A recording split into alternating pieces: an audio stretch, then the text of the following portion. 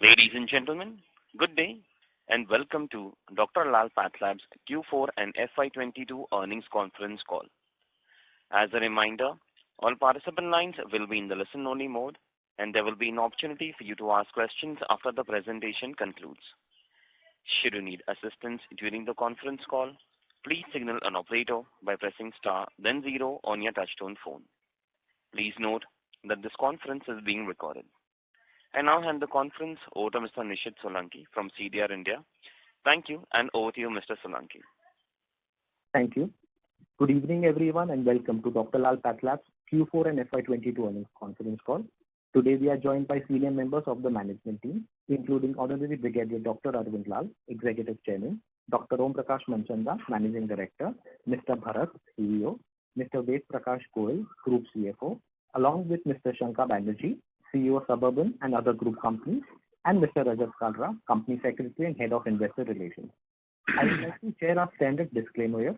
Some of the statements made on today's conference call could be forward-looking in nature, and the actual results could vary from these forward-looking statements. A detailed statement in this regard is available in the results presentation, which has been circulated earlier and also available on Stock Exchange website. I would now like to invite Dr. Arvind Lal to share his perspectives. Thank you, and over to you, sir. Thank you, Mr. Solanki. A very good evening and a warm welcome to everyone present on the call. We are here to discuss Dr. LALPATHLAB's Q4 and FY22 earnings. I would like to take you all through the key developments and updates during the period under review. Before I begin, I would like to share that this is the first full quarter post the acquisition of Suburban Diagnostics, and the synergies of two brands have made a significant positive impact on our business performance in the Western market. We now aim to penetrate further and responsibly grow in this market to deliver high-quality diagnostics with superior patient experience. In the initial few weeks, we reported some spurt in COVID testing due to Omicron variant, which was rather short-lived. As the case loads declined at a rapid pace, with many opting for home testing due to mild symptoms, and on the flip side, non-COVID business gained healthy momentum with strong volume gains as we resumed back to pre-COVID trajectory. Last 2 years have been both challenging and exciting for us as we navigated through a contagious spread of COVID-19 across the country, while significantly enhancing our infrastructure systems and processes to tackle such pandemics. More importantly, it has created better awareness among the citizens towards maintaining a healthy lifestyle. Accordingly, diagnostics has been gaining a lot of traction since people have been keeping a check on their health and well-being. There continues to be a constant shift in the industry landscape as more and more market share is acquired by organized players. The quality and consistency of diagnostic services provided by organized players, which strictly adhere to safety protocols, is trusted by patients a lot more than of the organized players, especially in the current scenario. Being the largest pan-India player, Dr. LALPATHLABs is well positioned to benefit from this shift, and the acquisition of Suburban Diagnostics has further strengthened our play within the Western region. Since the onset of the pandemic, the competitive intensity in this space has been on the rise. However, organized players have been gaining more share due to the inherent advantages with respect to safety and hygiene. This, in our opinion, is a welcome change as the industry will benefit with the improving quality standards and capabilities of the players in the space. We foresee healthy competition between organized players that will further expand the market and elevate the customer experience. Overall, India remains a largely underserved market. The scope for growth for companies like ours is huge, and we want to leverage our position to maximize our share of the pie. At Dr. LALPATHLABs, we see ourselves as a progressive brand and have been at the forefront of integrating technology into our business model. This helps us reduce costs as well as provide a more seamless and cohesive experience to our patients. With the pace at which the world is moving, it is imperative for companies like ours to adapt to these changes to maintain the edge over competitors. While we are seeing an overall revival in the non-COVID testing in the country or in the industry, the threat of the next wave remains, and we must remain vigilant and take all the necessary steps to keep the pandemic at bay. Thank you very much. I would now like to hand the floor to Dr. Om. Over to you, Om. Thank you, Dr. Lal. Welcome everyone to Dr. LALPATHLAB's Q4 and FY22 earnings call. I hope that you and your loved ones are safe and healthy. I'll talk to you about the current trends as well as strategic focus of Dr. LALPATHLABs. While we observed a short spike in COVID-related testing in January this year, but subsequently there has been a sharp decline in COVID and COVID-related tests since February onwards. We continue to observe similar trends in the current quarter as well. We have now completed 8 quarters of pandemic impact on our business that caused wild fluctuations on quarterly basis. We are now in a better position to analyze broad trends on yearly basis. The key trends that I observe are, number one, there is a significant shift towards direct-to-home business. Home collections now contribute nearly 12% that used to be in the range of 5 to 6% during pre-COVID days. Second, there is a significant shift of patient flow from company-owned infrastructure to franchisee infrastructure. Third, contribution from bundle packages continues to rise. Fourth, non-COVID business growth rates are now coming back to pre-COVID levels. There were 2 parts to Suburban transactions. One which we had done at the time of signing, and second was linked to FY22 performance. We have now completed the remaining part of the transaction as well as FY22 comes to a close. The expansion work in Mumbai has started. We shall soon be launching our reference lab in Mumbai. Our business will continue to build on the following pillars of growth. 1, widen geographical footprint both through organic and inorganic means. 2, disproportionate focus on franchisee management as the contribution from franchisee network grows. 3, continuous improvement in consumer convenience with the help of digital technologies. 4, a widened test menu in the regional labs to meet the market requirements on turnaround time. 5, drive cost effectiveness programs to stay competitive on pricing. 6, continue to launch newer high-end tests. 7, bring in sharp organizational focus on ESG. Our intention remains to expand accessibility to quality diagnostics, and towards that we continue to partner with even online aggregators and platforms to build our reach further. Today, Dr. LALPATHLABs is a well-known brand in India. It has become synonymous with quality, affordability, and convenience.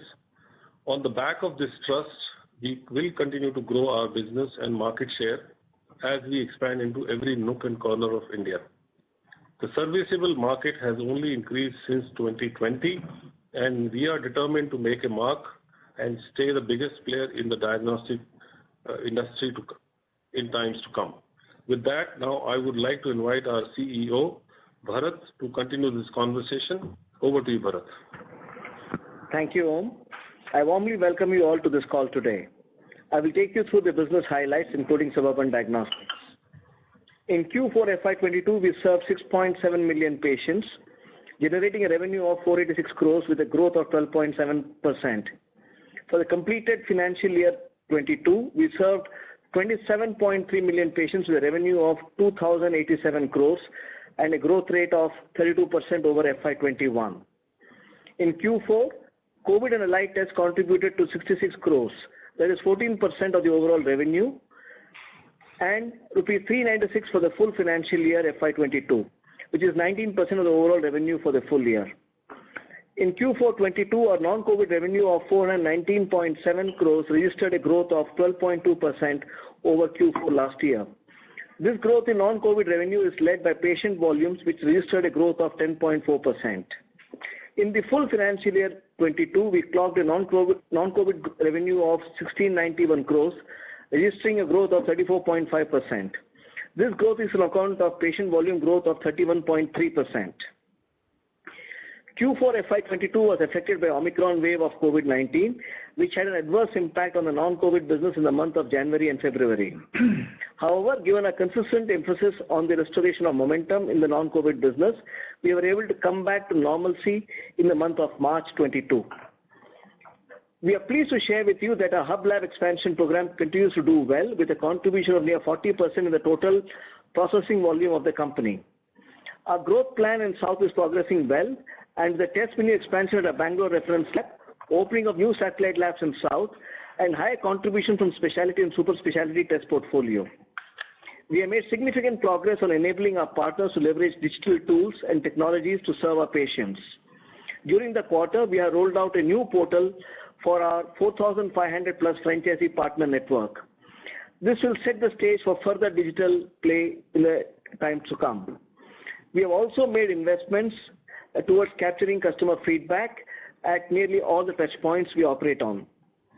During the quarter, we have invested in strong market activation and partner engagement activities through physical and digital platforms. Our investments in digital, coupled with our geographical expansion, augur well for the company, and we believe we will realize the benefits of these investments for the long period of time to come. As we look forward to FY23, we will continue to remain focused on driving growth through better patient and partner experience, leveraging digital technologies, and improving a geographical reach and test portfolio. With that, I would like to invite Ved to take you all through the financial performance. Over to you, Ved. Thank you, Bharat. Good evening, everyone, and thanks for joining this call today. Please note that the results for Q4 and full year FY22 includes Suburban with effect from 12th November 2021 and not strictly comparable with previous year. I am now sharing some of the financial highlights for the quarter 4 and full year FY22. Revenue for Q4 FY22 is rupees 486 crore as compared to rupees 431 crore in last year same quarter, a growth of 12.7%. Non-COVID revenue increased by 12.2% in Q4 FY22. Revenue for full year FY22 is rupees 2087 crore as compared to 1581 crore in the last year, a growth of 32%. Non-COVID revenue for full year increased by 34.5%. Revenue from COVID and allied tests in Q4 FY22 is rupees 66 crore, which contributes to 14% of total revenue.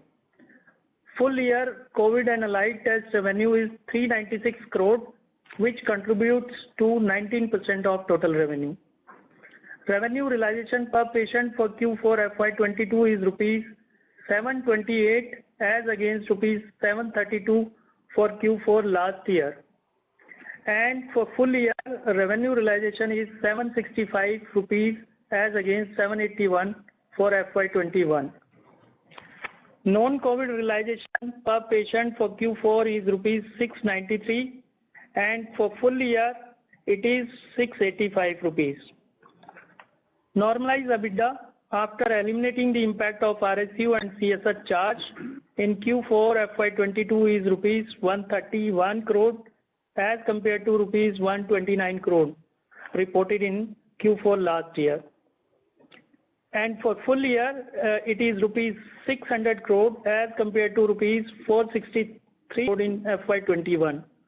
Normalized EBITDA margin for Q4 FY22 is 26.9% and for full year is 28.8%.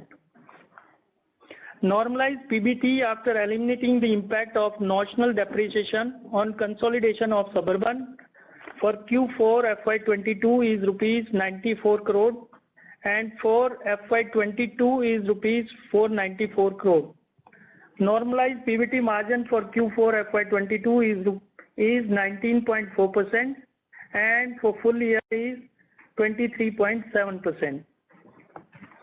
Normalized PAT after eliminating the impact of notional depreciation is rupees 73 crore. Normalized PAT margin for Q4 is 15%. Normalized PAT for full year is rupees 369 crore as against 297 crore last year FY21.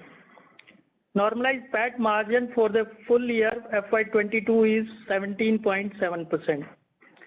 Net cash and cash equivalent after adjustment of borrowings at the end of March 31st, 2022 is rupees 344 crore. At last, we are pleased to share that the board of directors of the company have approved a final dividend of rupees 6 per share. With this final dividend, the total dividend for the year FY22 is rupees 12 per share. The final dividend is subject to approval of shareholders in AGM. This brings me to the conclusion of my opening remarks, and I would now request the moderator to open the forum for Q&A. Thank you. Thank you very much. We'll now begin the question and answer session. Anyone who wishes to ask a question may press star and one on their touchtone telephone. If you wish to remove yourself from the question queue, you may press star and two. Participants are requested to use handsets while asking a question. Ladies and gentlemen, we will wait for a moment while the question queue assembles. Participants, you may press star and one to ask a question. The first question is from the line of Prakash Kapadia from Vanguard Portfolio Managers. Please go ahead. Yeah, thanks for the opportunity. Couple of questions from my end. If I look at the organic non-COVID revenues for Dr. Lal, they are up 4% this quarter on a year-on-year basis. So if you could highlight why is this growth lower than what we've seen for the last few quarters? So, how did you get this 4%? I derived that, I'll just tell you. If I exclude the suburban revenues of non-COVID and take the total non-COVID revenues, the year-on-year basis. Right. That's about 30%.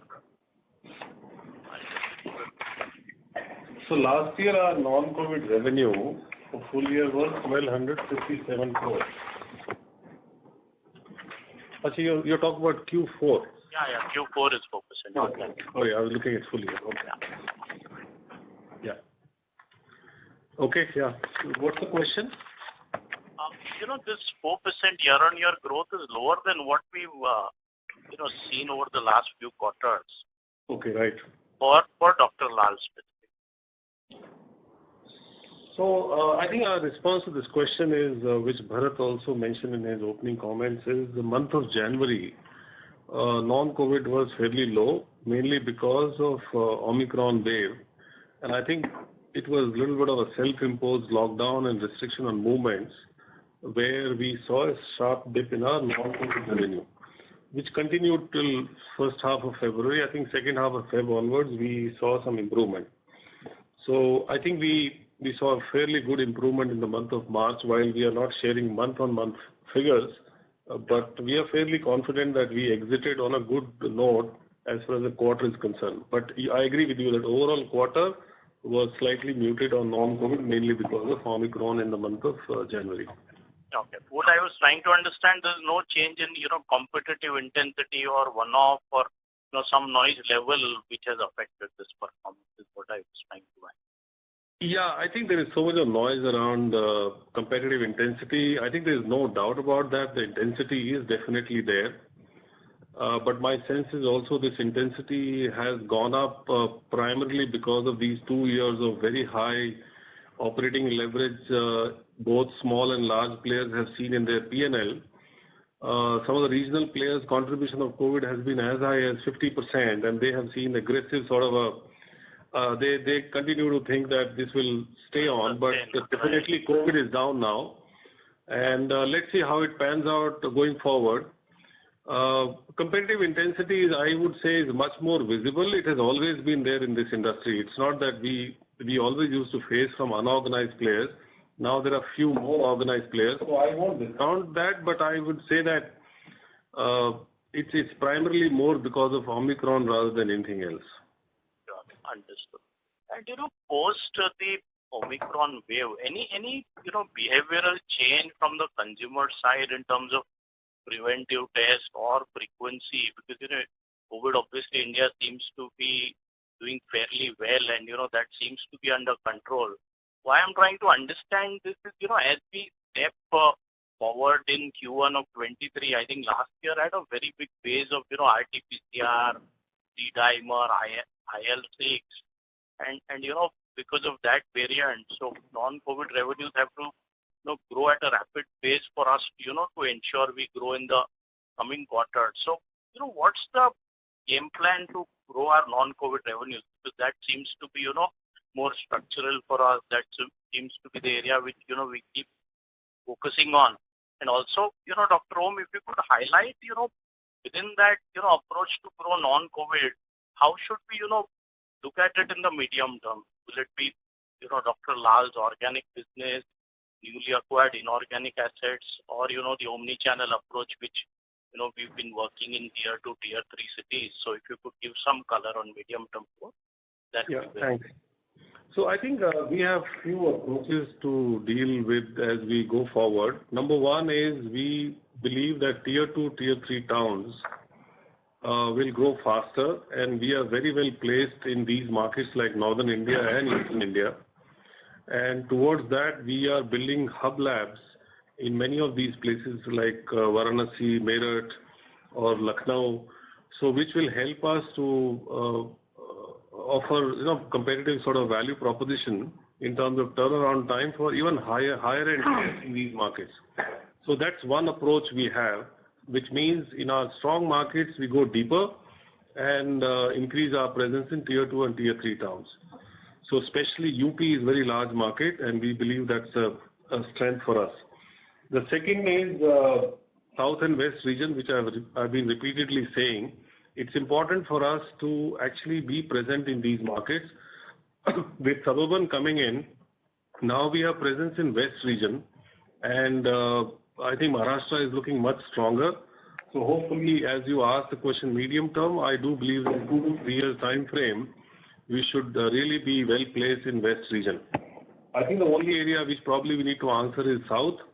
Right now our efforts are more driven organically, but as we go along, if there is some inorganic assets that come our way, we'll definitely look at that. I think the third area is, which you mentioned about digital approach. There is a consumer behavior shift towards home collections, and they want to book online. They want to reduce the length of stay when they come to any healthcare institution, not only for diagnosis, but even in hospital space as well. So I think the overall behavior of consumer has been using both physical as well as digital channel, and we will continue to invest in that area. And I think the one question which is often being asked to me is that there are a lot of these e-pharmacy players coming in. Would you partner with them? I think answer is clear, yes. We will definitely look at some kind of partnership with them, because we don't plan to go into e-pharmacy ourselves. And they want to actually offer the full sort of a stack model. And we will look at how do we increase our reach by partnering with them as we go along. And lastly, from my side, anything on Suburban in terms of, the milestone payout? When do we get a sense of, what has been achieved? There were certain, milestone-based payments. Are we trending there, not trending? Anything on Suburban, if you can share that? I think, that piece is already closed now. It was linked to FY22 performance, and we are not paying anything over and above what we had paid in the first tranche, primarily because there were certain numbers which were not achieved. And I must say that Suburban as a company had a very high contribution of COVID, and with the sudden fall of COVID, this is also adversely impacted, which impacted the second part of the payout as well. So that piece is now closed, so there's nothing due from our side to Suburban right now. So now we are fully active in this company, and we have also appointed Shankho as our CEO for Suburban, as well as he'll also look after other group companies. So we are providing a very sharp focus to drive Suburban. Let's see how it goes. Yes, we are up against very high COVID base, which of course will see a decline in this year. But we are very hopeful that non-COVID will grow better in this market. in this company. And we are looking at Suburban not as a quarterly basis or a yearly basis, but more on a long-term basis. Understood. That's helpful. I'll join back the few questions. Thank you. Thank you. All the best. Thank you. The next question is from the line of Chirag Dagli from DSP Mutual Fund. Please go ahead. Yes, sir. Thank you for the opportunity. Sir, can you comment on the profitability of the COVID business versus the rest of the business for the full year of FY22? Actually, it's very difficult to segregate COVID profitability. All I can say that COVID business gave a huge sort of operating leverage because COVID as a test is much more centralized test than any other routine tests. Most of the other tests like lipid profiles or thyroid, etc., they are all done routine. They are done in a distributed format in 200 labs. But RT-PCR is one test which the early part of this COVID wave was actually done in maybe few labs, maybe 4 or 5. Later we expanded to about 16, 17. But fact of the matter is that whatever gross margins you actually make on COVID was flowing into EBITDA. And तुम्ही ज्या व्यक्तीशी बोलत आहात त्याने तुमच्या कॉलला होल्डवर ठेवला आहे. कृपया लाईनवरच. So, and secondly, you saw the dynamic pricing. Virtually every month the prices were coming down. So it really doesn't, it's very difficult for us to actually put on a number. But clearly, 396 crore of COVID business that we have in FY22 definitely has contributed to the bottom line, which is very, very difficult for us to put a finger on saying how much it is. But as this slides down, yes, it will have impact on the overall number as well in FY23. We must keep that in mind. It is not dramatically higher than the rest of the businesses. That is a clear understanding. I would definitely say in the second half of the year, definitely yes, because the prices virtually fell down to, I think now the average realization on this test is even lower than the overall portfolio realization.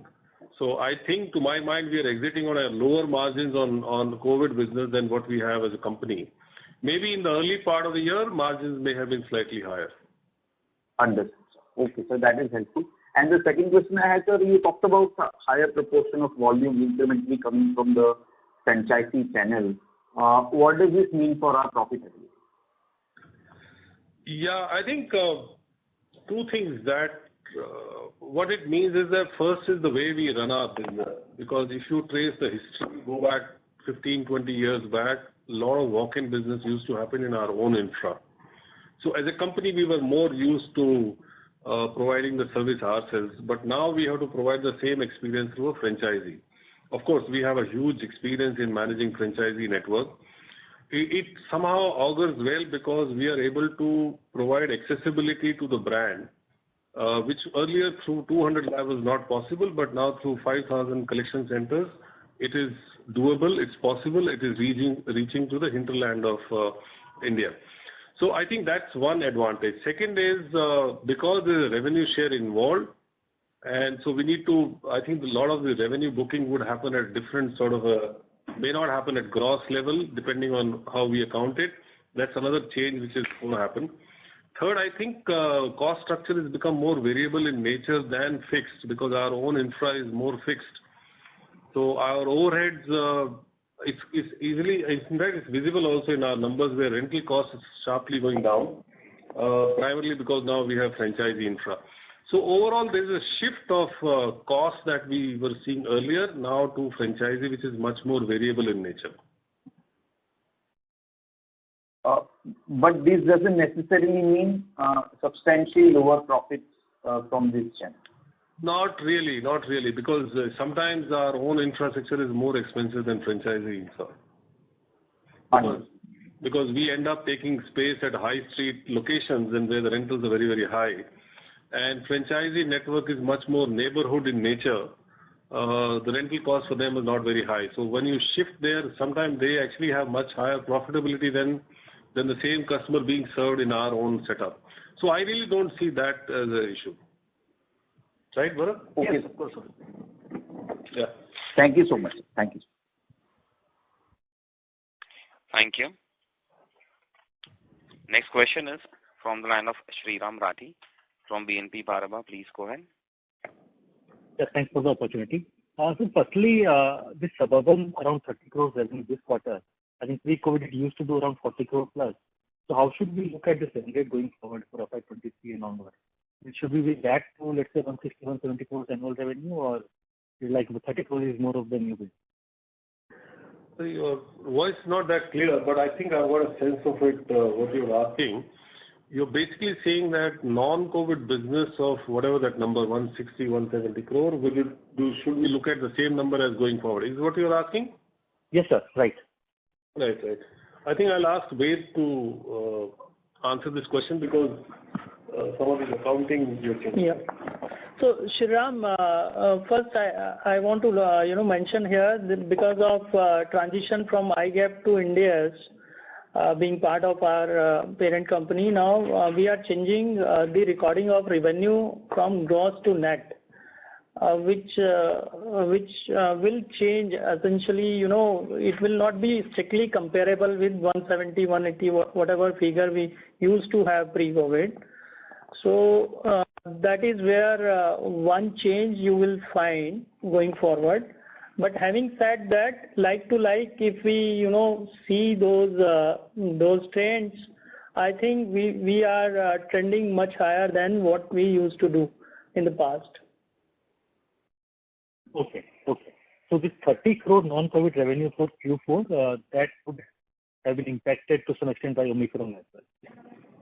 30 crore plus the net revenue, because this is not gross. There is a 20-25% kind of gross up you can do it. Okay. Sure. And secondly, generally in the past we used to guide for, let's say, 14-15% kind of base business growth. From going forward, assuming that the COVID waves are behind us, should we be back to 14-15% growth from FY23? Excluding for the Dr. Lal's organic business. I think it's a great question. We are also searching for the answer. I just did a quick back of the envelope calculation. We did about 1330 crore in FY20 when there was no COVID. I think the last week of March was impacted due to COVID. This year we have done 1691 non-COVID, right? Yeah.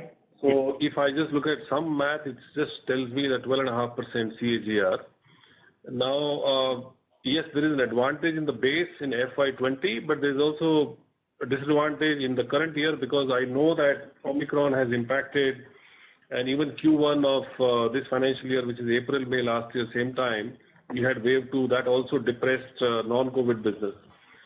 So I think if I factor all that, so I clearly feel that we are in that mid-teens range going forward.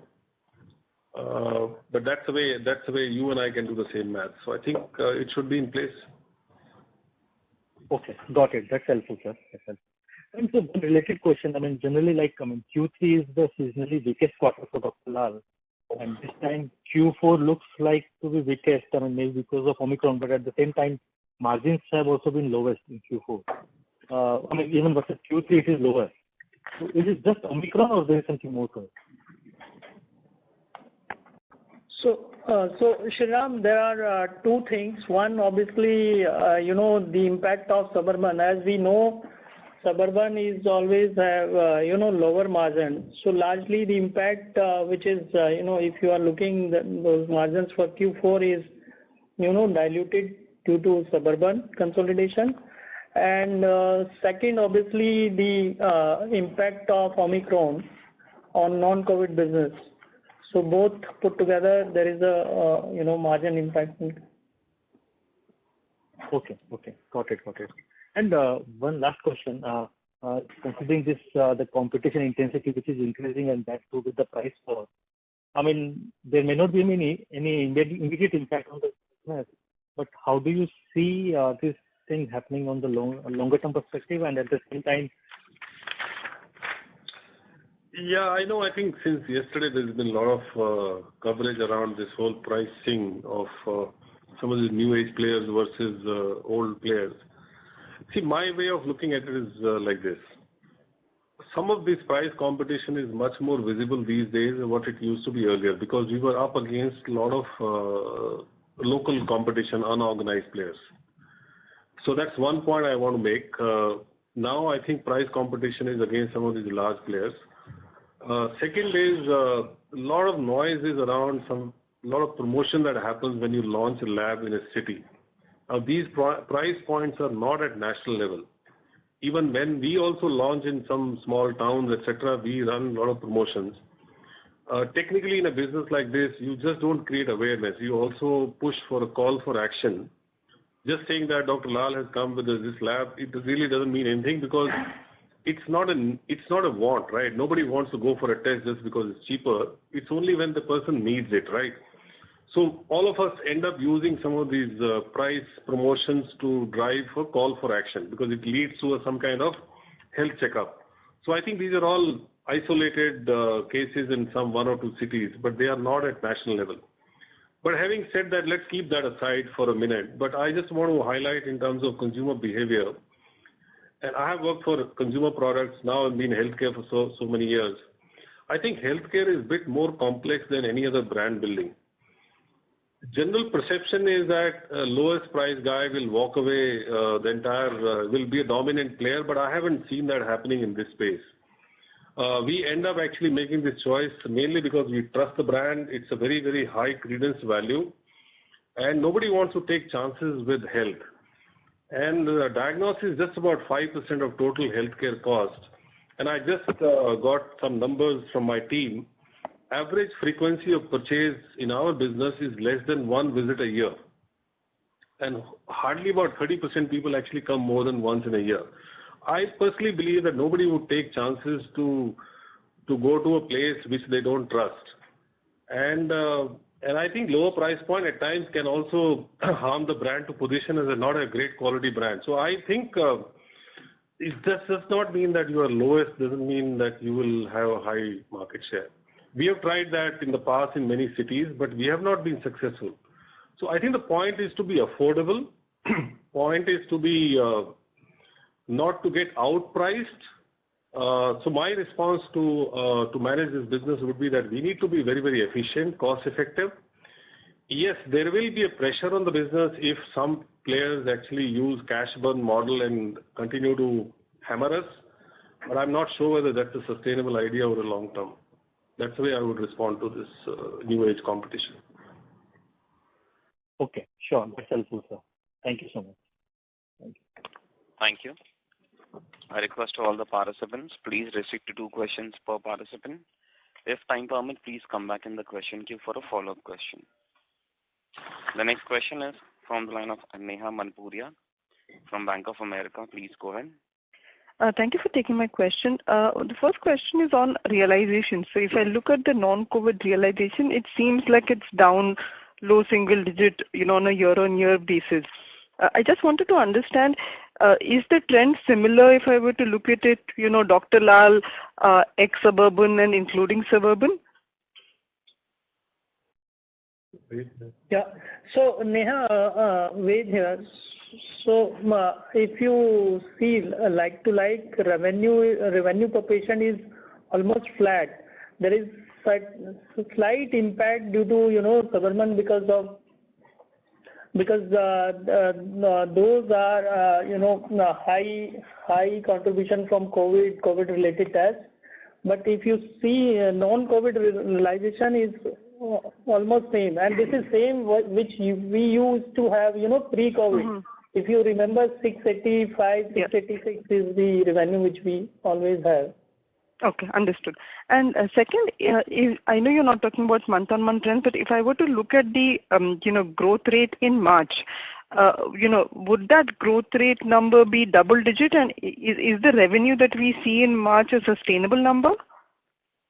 You mean to say about growth rates? So I'm asking if the growth rate was double digit, and and if I were to look at the absolute revenue, is that number sustainable? What we saw in March when there was no Omicron impact. Yeah, so there is a word of caution here. I think the March sale should not be seen as only March sale.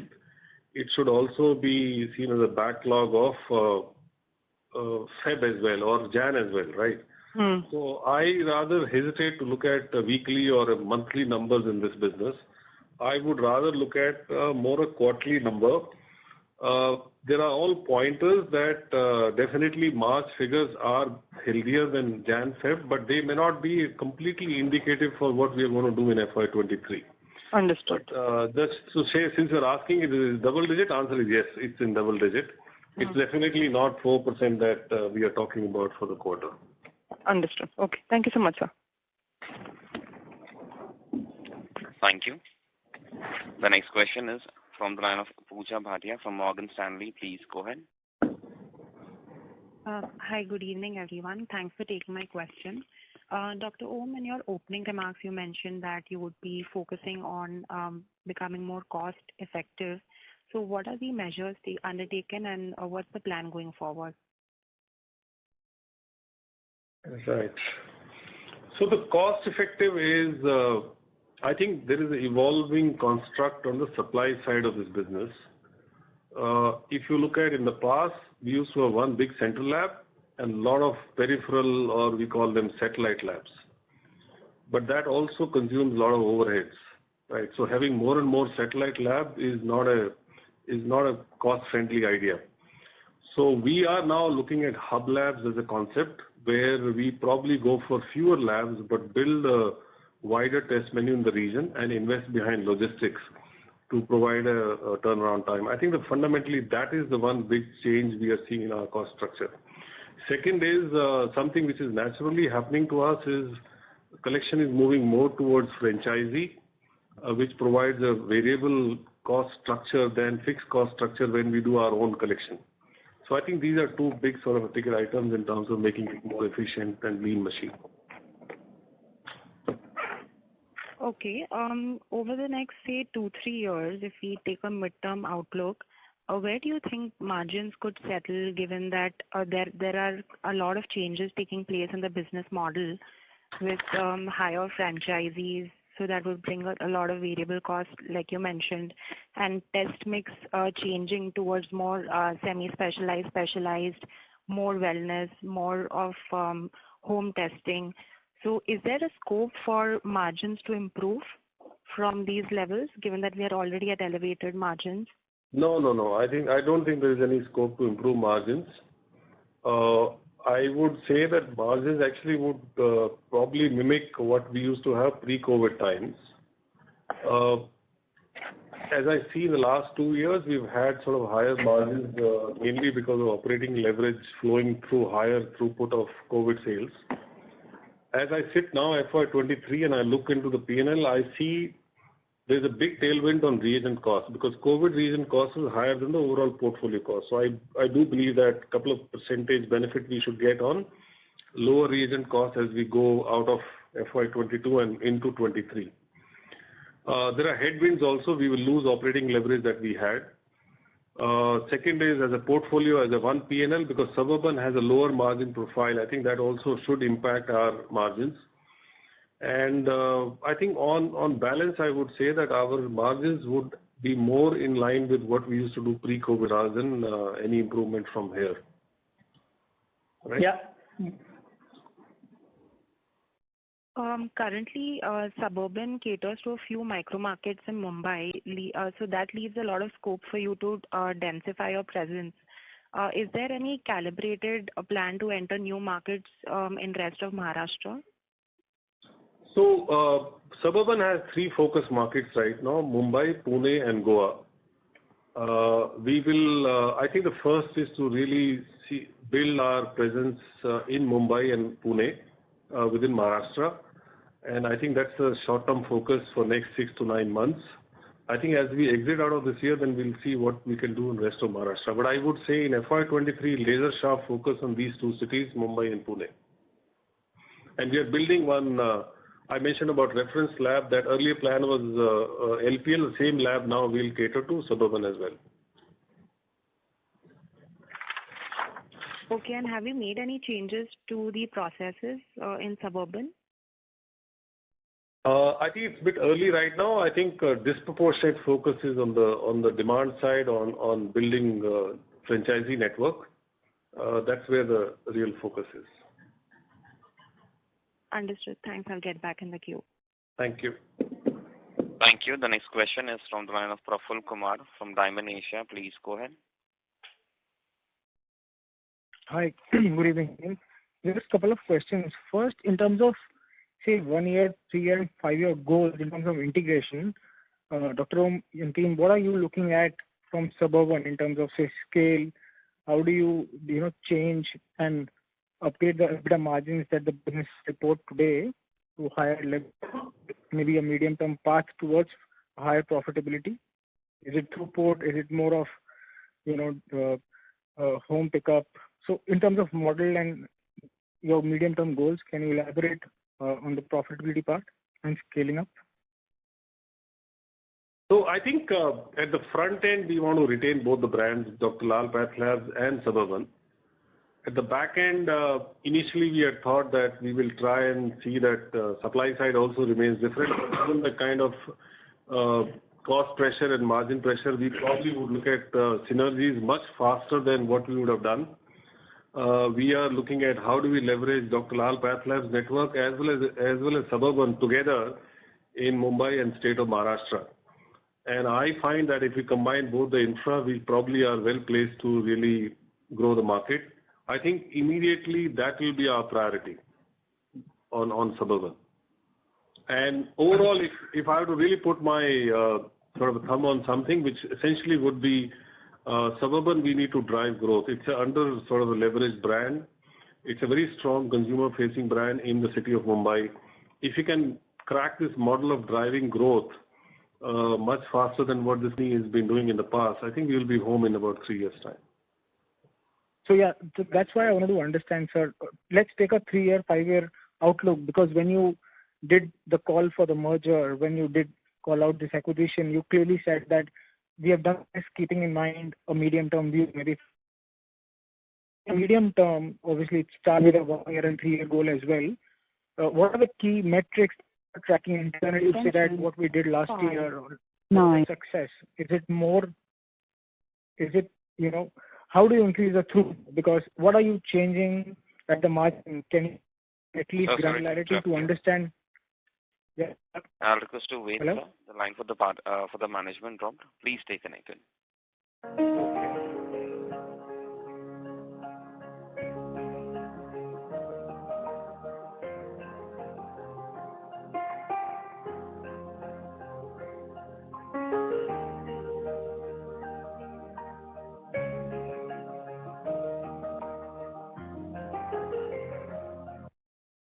Ladies and gentlemen, thank you for your patience. You have the line for the management reconnected. Praful, may I request you to repeat your second question for the management once again? Yeah, hi. Well, I'll repeat my question. But Tom, wanted to understand more because, initially when you did this acquisition and now you have a lot of data, you have a lot more grip on the way the system and processes are. So even with going with your thesis of a medium term, turnaround and scaling up, can you give us granularity more on how, just the throughput goes up? It's getting more competitive. You're talking about pricing pressures in an inflationary environment. And I want to understand more from you, as investors, that how do you then scale up the franchise? How does it happen? So in terms of 1 year, 3 year, 5 year goals, say throughput per outlet, how it is shaping up now? What are you doing to increase it? Right. So I think let me just give you a broad sort of paint a picture for this company, Suburban. This company actually was operating, if I remember, about 10% EBITDA margin, right, pre-COVID. But had a very strong sort of a consumer franchise, very strong brand in the city of Mumbai and some other parts of Maharashtra. Then comes COVID. This company business becomes 2x. Because 50% of the contribution was coming from COVID. Now, this company then experienced a very high sort of a EBITDA margin. I think it went up to nearly 20-odd%.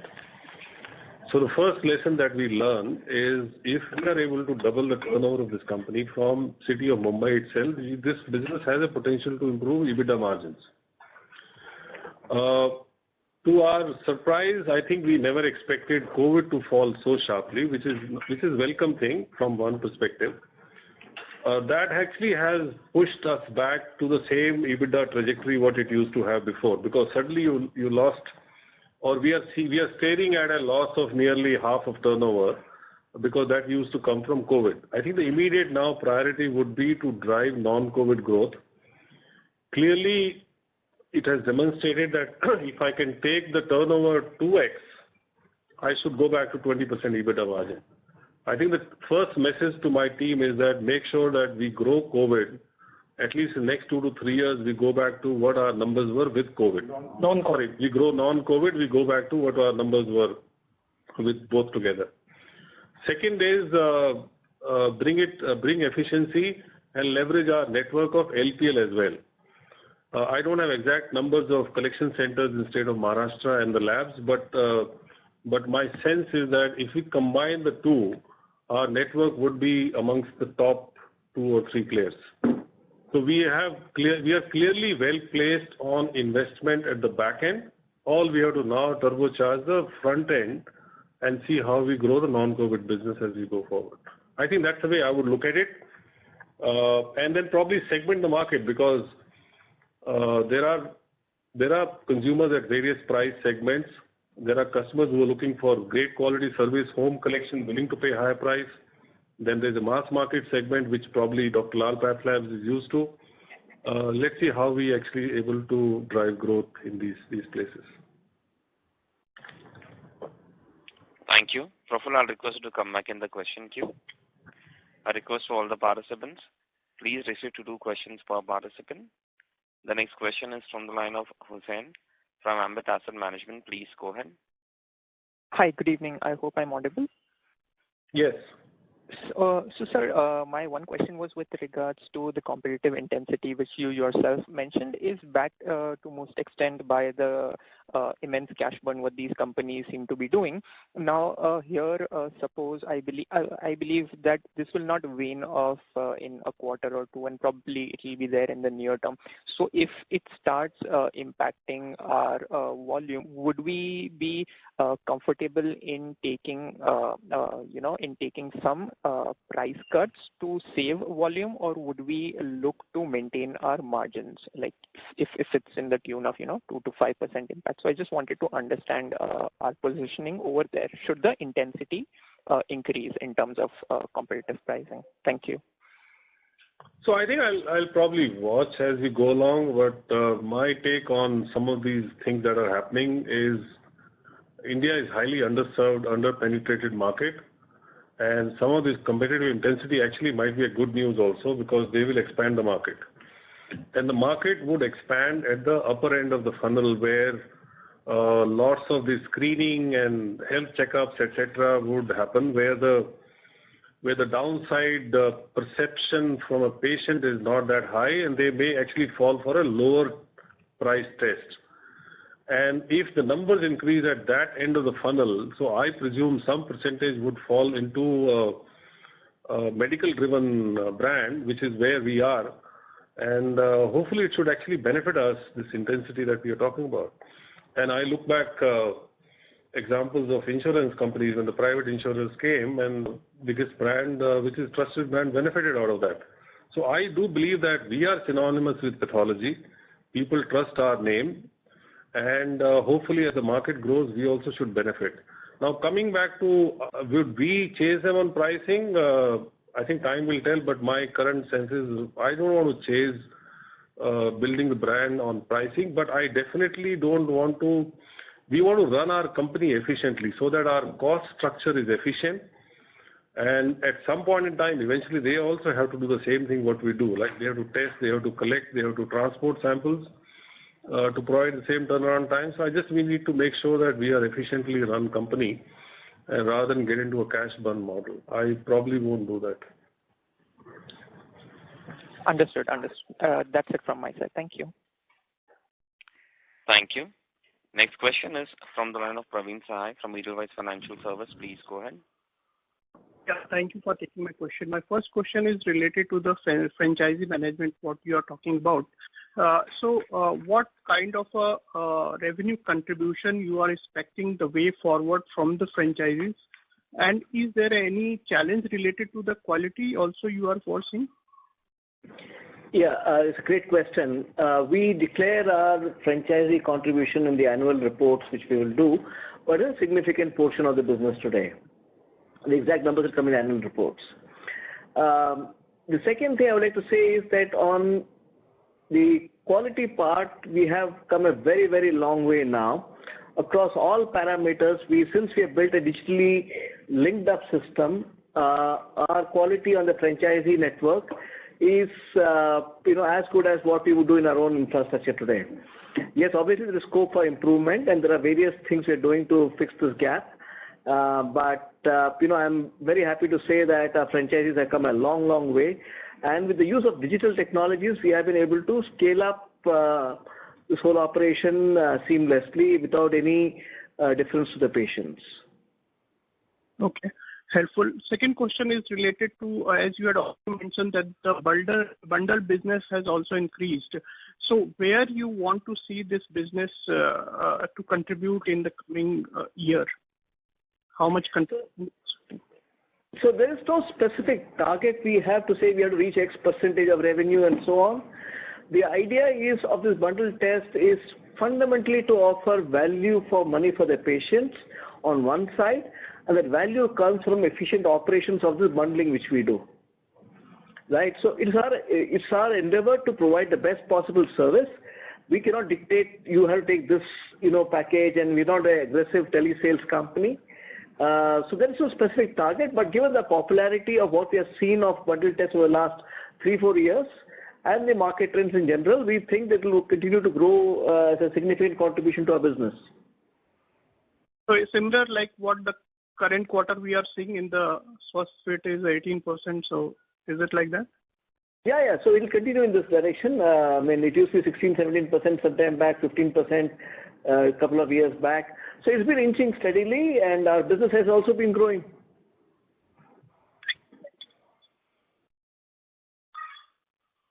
Thank you. Praveen, I request you to come back in the question queue for a follow-up question. The next question is from the line of Raki Prasad from Alder Capital. Please go ahead. Hi, good evening. Thanks for taking my question. I wanted to understand the 345 odd crores of borrowing that we have taken on our books, and what is the plan of the repayment plan going forward since we have significant cash on books? That was my first question. Yeah. So, Raki, yes, we have taken about 250 crore term loan, and rest is OD against FDs. Anyway, we have net 344 crores of cash balance as on 31st March. So obviously we are getting this borrowings much cheaper than what we have in FDs. So our plan maybe going forward, it should be over by maybe next 1 year. Okay. And also on the stock option charge to P&L, so we saw this bump up happening this year, about 30.5 crores versus 20 crores of last year. Can you give us some idea of how this would look going forward, or how do we think of this charge to P&L going forward? Would it be at this level, or would it be at a different level? So, Raki, this charge is little higher because of two things. One is, of course, the last grant was done at a higher price because that time price was higher. And second, the charge was coming or came in this year for multiple grants. Going forward, I think the charge will be in the range what we have earlier, like between 20-25 crore kind of charge fee. Yeah, I think it got peaked mainly because of two reasons. One, the price was very high that time. Yeah. And I think multiple grants just got clubbed. Yes. This is probably the peak. Okay. Okay. All right. Thank you. Those were my questions. Thank you. The next question is from the line of Anuj Sehgal from Manas Asian Equities. Please go ahead. Yeah, hello, can you hear me? Yes, we can hear you. Hi, good evening, Om. I just have one simple question, Om. So, when I look at FY20 and now FY22, your number of patients has grown by almost 41% from 19.4 million to 27.3 million. That's an increase of 8 million patients.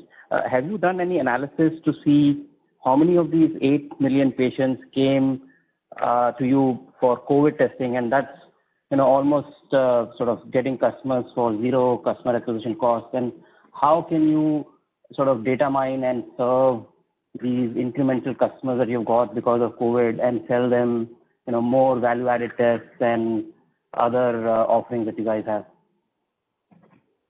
Yeah, I think you're right. I don't have that sheet in front of me, but large number of these patients also came because of COVID testing. And COVID has two parts. One is RT-PCR and then allied tests. So allied tests are a little bit overlapping between non-COVID and COVID allied. We're just trying to pick that out. I think the other thing is I take your suggestion what we can do with this customer base to upsell something. I probably may not have immediate answers to give you, but I think it's a great point and we should consider that and maybe come back to you what we'll do. Yeah, Anuj, this is Dr. Lal here. Maybe this figure is helpful to you that we have done more than 3.2 million RT-PCR tests, but that is from the beginning. So you can imagine the numbers have really gone up, and of course now we welcome the transit away of the COVID testing so that life comes back to normal. And don't forget that there is a very, very major segment which was not tested during COVID days, and that was the NCDs, the non-communicable diseases, or the chronic disease segment, or the lifestyle disease segment. So they are slowly coming back. And don't forget that those are very, very serious patients who had renal failure, who had kidney transplants, who had heart disease, who had been stented, and so many, liver, etc., etc. So those patients, were not looked after. And I think we are seeing this trend now that our NCD business is almost or probably back to normal now. Thank you. So I just got this data. 3.35 million patients are on account of RT-PCR testing. Correct. 33 lakhs.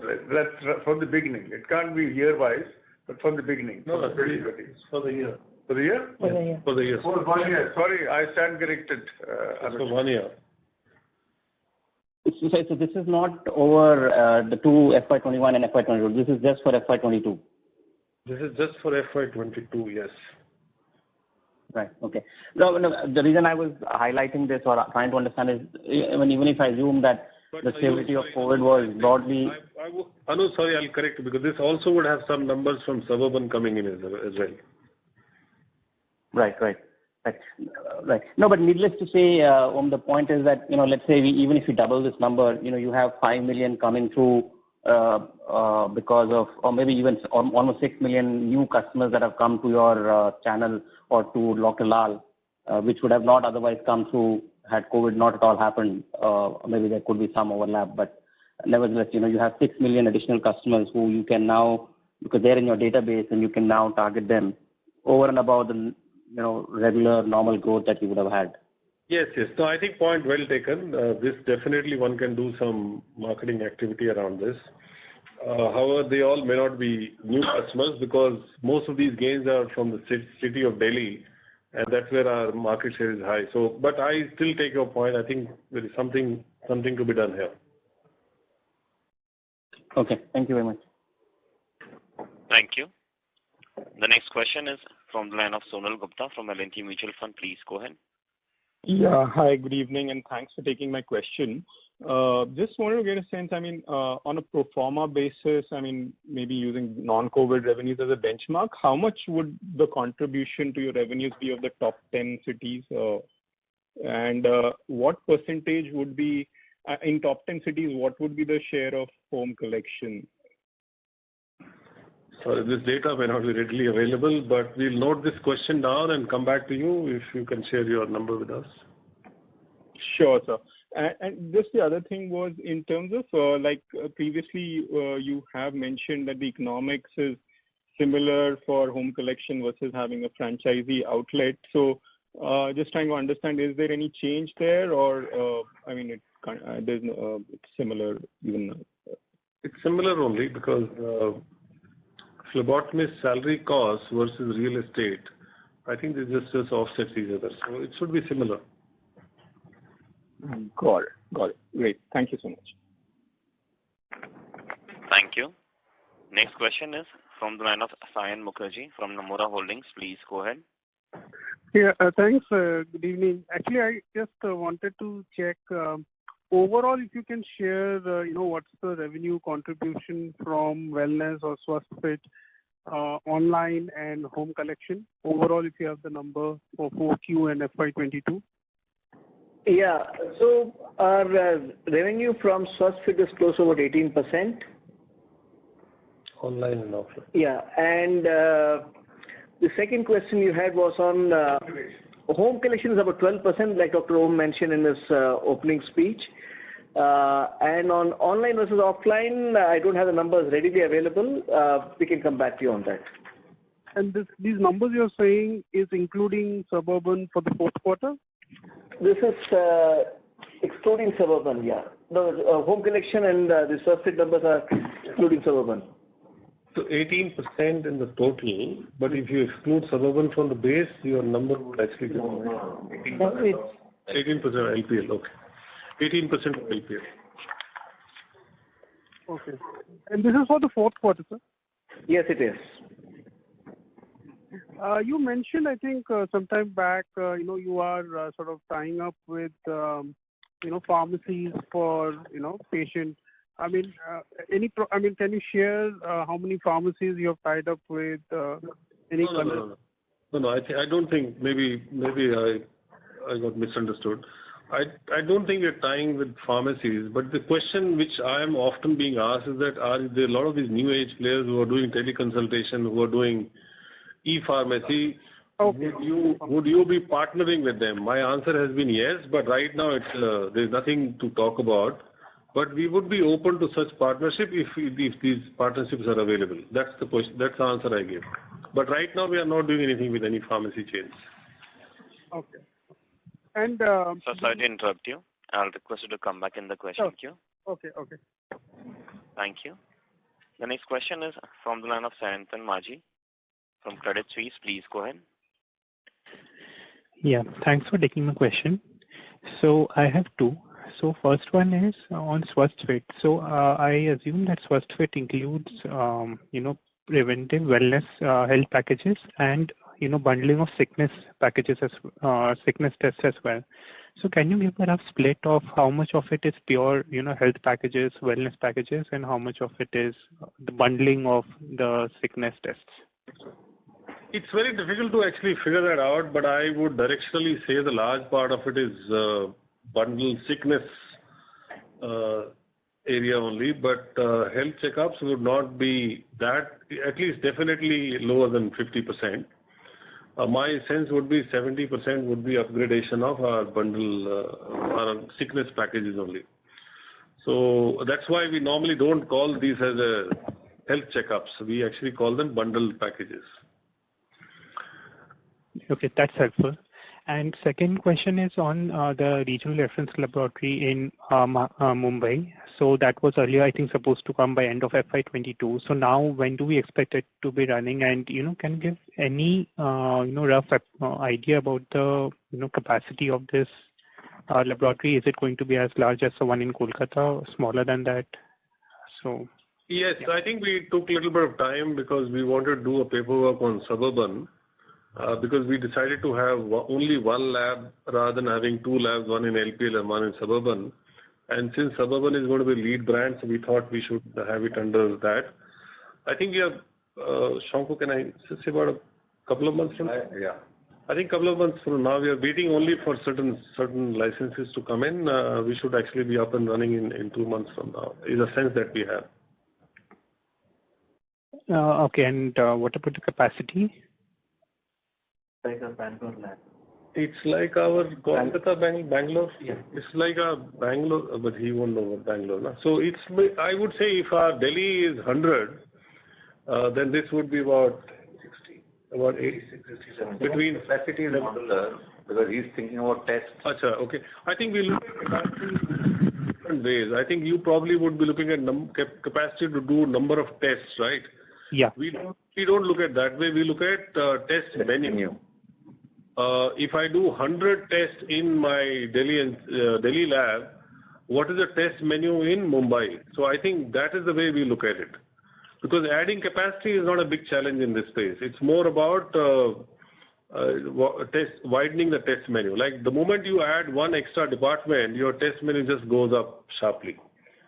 So I think we would look at test menu around 70 to 75 compared to what we do in our Delhi lab. Okay, that's very helpful. Thank you so much. Thank you. Next question is from the line of Nitin Agarwal from DAM Capital Advisors. Please go ahead. Hi, thanks for taking the question. Sorry, just to persist on the question around the competition which been asked earlier. Just one quick one on that. When you're talking about competition and you're referring it to the competition that you've seen in the past, there has been a lot of unorganized, a lot of unknown, relatively unknown names which have been sort of coming into the market.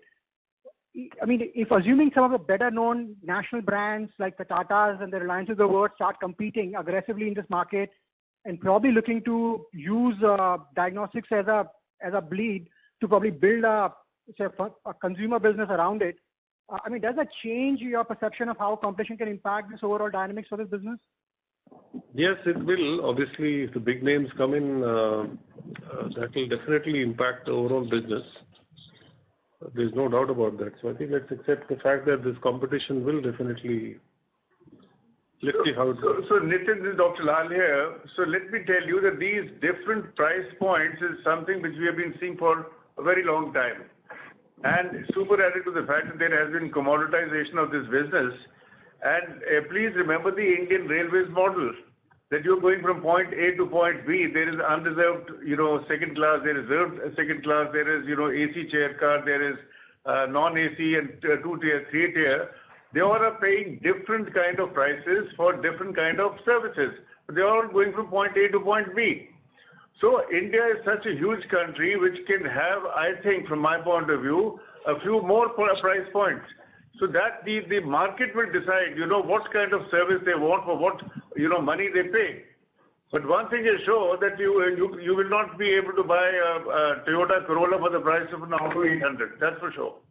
So I think what Dr. Lal is saying, that market is so large, there are various price segments which exist. So far, attempt has not been made, but to my mind, one will have to do a targeted sort of a segmentation in this space and find its own position. Sure, the point is well taken. Secondly, just an observation on the financials. We've been talking about the increasing share of franchisee in our business, but when I look through the last 4 quarters, a percentage of franchisee revenue cost to revenues has been coming down. So how should one look at that number? No, so Nitin, Ved here. So this is not true representation because there is a COVID contribution which is fluctuating quarter on quarter, and that's here. Directionally, if you see, this fees is increasing because the contribution is increasing from collection centers or franchisee. But not you not better not compare these last few quarters because of COVID.